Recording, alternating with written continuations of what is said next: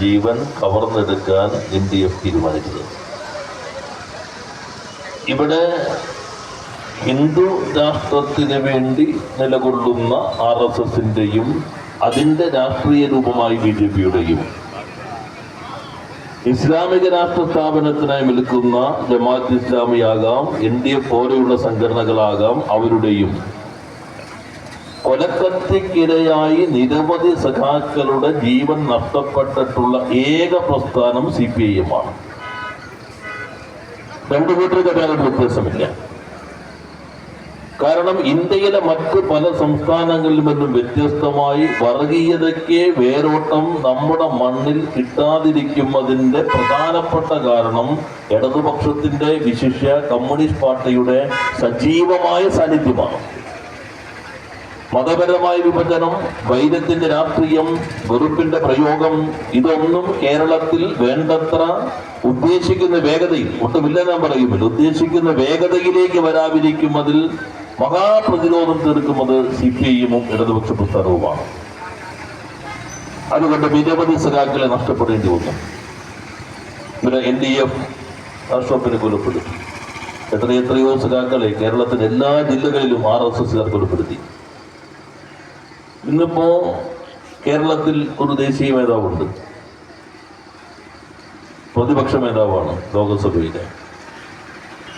എത്രമാത്രം നിരുത്തരവാദപരമായിട്ടാണ് കോൺഗ്രസ് ഇന്ത്യൻ സാഹചര്യങ്ങളെ കാണുകയും ഇടപെടുകയും ചെയ്യുന്നു എന്നതിൻ്റെ ഏറ്റവും ശരിയായ പ്രതിഫലനമാണ് രാഹുൽ ഗാന്ധി ഇന്ന് കേരളത്തിൽ നടത്തിയ പ്രസംഗം. ഞാൻ ഇങ്ങോട്ട് വരുമ്പോൾ പ്രസംഗം കിട്ടും,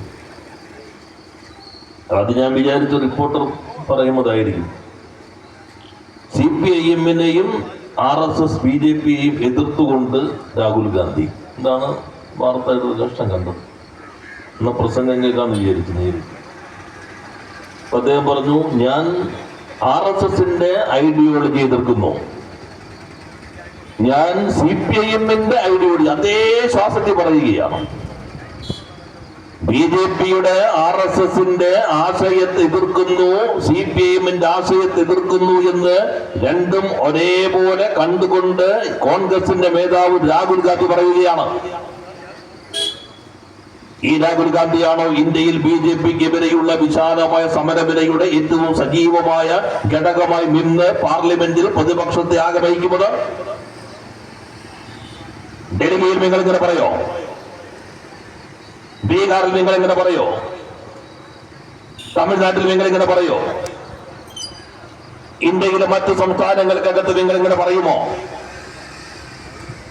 ഇന്ത്യയിൽ BJPക്കെതിരെയുള്ള പോരാട്ടത്തിന്റെ ഏറ്റവും ശക്തമായ ഘടകമായി എണ്ണത്തിലുള്ള വലിപ്പത്തിനേക്കാളും ആശയത്തിന്റെയും രാഷ്ട്രീയത്തിന്റെയും കരുത്തുകൊണ്ട് ആ പ്രവാഹത്തെ ദിശാബോധം നൽകുന്ന ഇടതുപക്ഷ പ്രസ്ഥാനത്തെ അഭിനയിക്കുന്ന CPIM-നെ BJPക്കും RSSനും ഒപ്പം ഒരേപോലെ എതിർക്കുന്നു എന്ന് എങ്ങനെ രാഹുൽ ഗാന്ധി കോൺഗ്രസ് നേതാവ് പറയാൻ കഴിയുന്നു?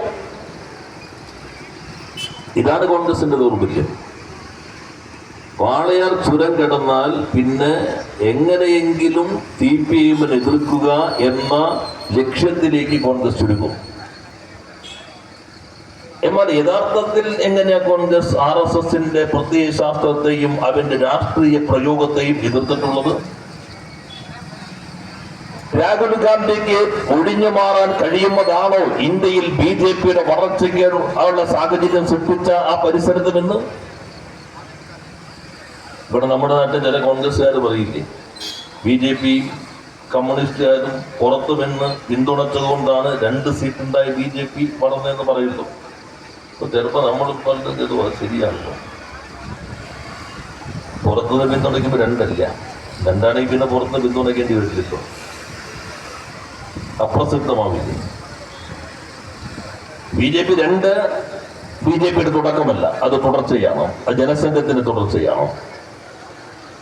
1952 ഇന്ത്യയിൽ ആദ്യത്തെ പാർലമെന്റ് തെരഞ്ഞെടുപ്പ് നടക്കുമ്പോൾ ഹിന്ദുത്വ ശക്തികൾക്ക് 10 സീറ്റുണ്ട്.